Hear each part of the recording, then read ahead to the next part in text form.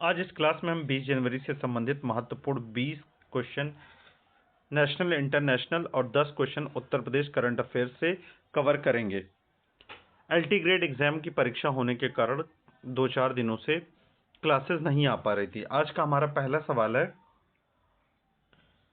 18 जनवरी 2026 को प्रधानमंत्री ने किस परियोजना का भूमि पूजन किया?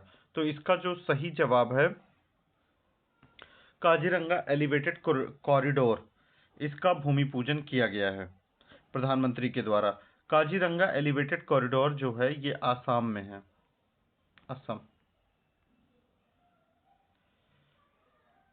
आज का हमारा अगला सवाल है,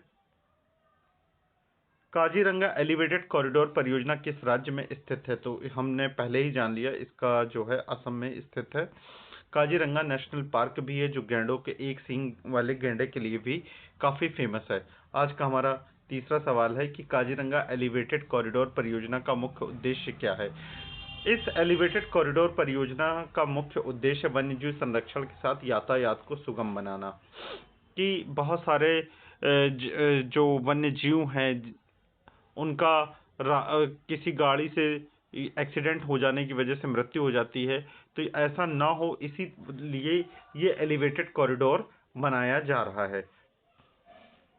आज का हमारा अगला सवाल है कि 18 जनवरी 2026 को नई दिल्ली विश्व पुस्तक मेला 2026 कहाँ आयोजित किया गया?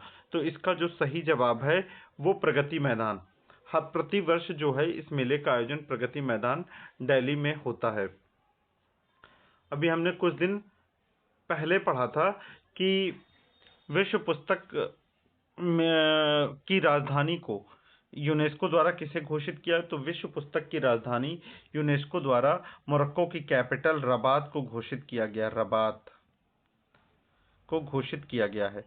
आज का हमारा अगला सवाल है कि विश्व पुस्तक मेला 2026 में प्रकाशन प्रभाग किस मंत्रालय के अंतर्गत आता है? ये काफी इंपॉर्टेंट सवाल है। प्रकाशन प्रभाग जो है, जिसे हम पीआईबी वाली न्यूज़ हैं और ये सारी चीज़ें हैं, वो सूचना एवं प्रसारण मंत्रालय के अधीन कार्य करती हैं। आज का हमारा अगला सवाल है कि 18 जनवरी 2026 को एनसीसी गणतंत्र दिवस शिविर का दौरा किसने किया? ये काफ़ी इम्पोर्टेंट सवाल है। तो इस शिविर का जो दौरा था वो रक्षा राज्य मंत्री के द्वारा किया गया। हमारे रक्षा मंत्री कौन है? श्री राजनाथ सिंह है। राष्ट्रपति कौन है? श्रीमती द्रौपदी मुर्मू है। हमारे गृह मंत्री कौन है? श्री अमित शाह जी हैं। आज का हमारा अगला सवाल है कि 86वां अखिल भारतीय पीठासीन अधिकारी सम्मेलन 2026 कहाँ आयोजित किया गया? तो इसका जो सही जवाब है उसका आयोजन लखनऊ में किया गया। ये काफ़ी इम्पोर्टेंट सवाल हो जाता है, ये काफ़ी इम्पोर्टेंट क्वेश्चन हो जाता है कि इसका आयोजन लखनऊ में किया गया है। आज का हमारा अगला सवाल है कि पीएम विश्वकर्मा हाट का उद्देश्य, हाट मीन्स बाजार, पीएम विश्वकर्मा हाट का उद्देश्य किससे संबंधित है? तो इसका जो सही जवाब है कारीगर और शिल्पकार से इसका संबंध है। आज का हमारा अगला सवाल है कि पीएम विश्वकर्मा हाट 2026 का आयोजन कहाँ किया गया? तो दिल्ली हाट INA में इसका आयोजन किया गया। हाट मीन्स बाजार होता है। आज का हमारा अगला सवाल है कि 18 जनवरी 2026 को कौन सा धार्मिक पर्व मनाया गया? तो मौनी अमावस्या को मनाया गया। मौनी अमावस्या को 18 जनवरी 2026 को मनाया गया।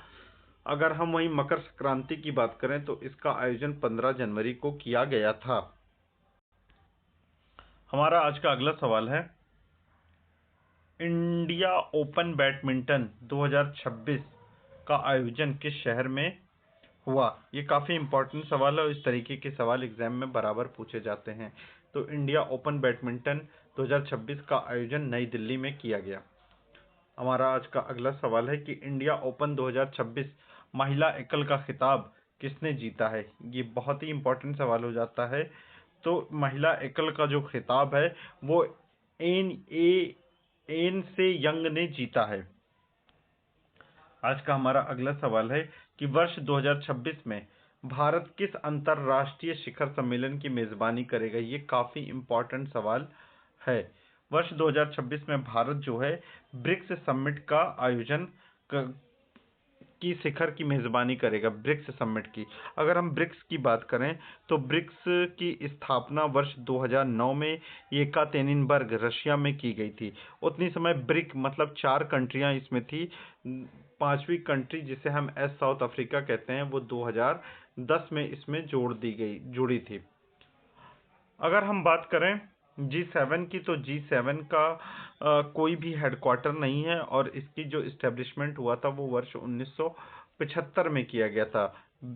अगर हम बात करें एशियन समिट की तो एशियन समिट में इसकी स्थापना वर्ष 1967 में की गई थी और इसका जो 1967 थाईलैंड में की गई थी। इसका आसियान समिट का जो हेडक्वार्टर है वो जकार्ता में है। अगर हम एससीओ की बात करें तो एससीओ की स्थापना वर्ष 2001 में की गई थी और इसका जो हेडक्वार्टर है वो बीजिंग चाइना में है। पाकिस्तान और इंडिया एससीओ के मेंबर भी हैं। हमारा आज का अगला सवाल है कि हालिया समाचार में भारतीय नौसेना का प्रशिक्षण स्क्वाड्रन किस देश पहुंचा? ये काफी इंपॉर्टेंट सवाल है और इस तरीके के सवाल एग्जाम में बराबर पूछे जा रहे हैं। तो इसका जो सही जवाब है वो है सिंगापुर। हमारा अगला सवाल है कि 18 जनवरी 2026 को किस राजनीतिक दल ने राष्ट्रीय कार्यकारिणी बैठक की घोषणा की है? ये उतना इम्पोर्टेंट सवाल नहीं है। राजद ने इसकी घोषणा की है जिसे हम आरजेडी कहते हैं, आरजेडी। ठीक है। आज का हमारा अगला सवाल है कि पीआईबी ने हाल में किस दावे को फर्जी बताया है? पीआईबी में जो न्यूज़ छपी थी कि कोई एक दावा किया गया था कि ये दावा गलत है, तो भारत ने अफगानिस्तान से व्यापार रोका, ये दावा जो है ये गलत बताया गया है। हमारा अगला सवाल है कि रिस्पॉन्सिबल नेशन इंडेक्स किससे संबंधित है? ये काफ़ी इंपॉर्टेंट सवाल है और कई बार ये एग्जाम में पूछा गया है कि रिस्पॉन्सिबल नेशन इंडेक्स का संबंध किससे है। तो इसका जो संबंध है वो जीडीपी से आगे राष्ट्रों की प्रगति मापने से संबंधित है। आज का हमारा अगला सवाल है हाल में देश में किस मांग ने 224 गीगावाट का स्तर पार किया है? 224 गीगावाट का स्तर पार क्रॉस कर दिया है। ऐसी कौन सी चीज थी जिसने इस तरीके की मांग से? तो बिजली की अधिकतम मांग का संबंध इससे है। ठीक है। आज का हमारा अगला सवाल है कि 18 जनवरी 2026 के करंट अफेयर्स का, ये तो बकवास सवाल है, इसका कोई मतलब नहीं है। अब हम उत्तर प्रदेश के सवालों को देख लेते हैं कि 18 जनवरी 2026 को उत्तर प्रदेश सरकार ने किस जिले में नई औद्योगिक परियोजना की घोषणा की? ये कई बार हम कर चुके हैं, अभी बराबर ये न्यूज़ में रह रहा है इसलिए बराबर रिपीट होता रहता। तो नोएडा में इस परियोजना की घोषणा की गई है। आज का हमारा अगला सवाल है उत्तर प्रदेश में हाल में किस एक्सप्रेसवे को लेकर प्रगति रिपोर्ट जारी की गई? ये भी बराबर न्यूज़ में है इसलिए बार बार ये भी आता रहता है। तो प्रगति रिपोर्ट जो जारी की गई है वो गंगा एक्सप्रेसवे को लेकर जारी की गई है। आज का हमारा अगला सवाल है कि 18 जनवरी 2026 को उत्तर प्रदेश में किस योजना के अंतर्गत युवाओं को स्वरोजगार से जोड़ने पर विशेष जोर दिया जा रहा है? तो इसका जो सही जवाब है वो मुख्यमंत्री युवा उद्यमी योजना के अंतर्गत युवाओं को स्वरोजगार से जोड़ने का पर विशेष जोर दिया जा रहा है। आज का हमारा अगला सवाल है कि उत्तर प्रदेश सरकार ने 18 जनवरी 2026 को किस क्षेत्र में निवेश बढ़ाने के लिए बैठक की थी?